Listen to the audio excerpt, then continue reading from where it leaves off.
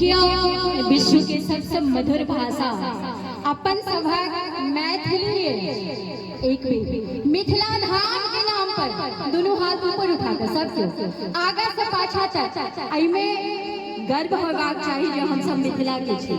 एक बेर दोनों हाथ ऊपर उठाकर प्रेम से कहिए मिथिला धाम की। घूमे लो नगर सहरिया घूम लो चारू धाम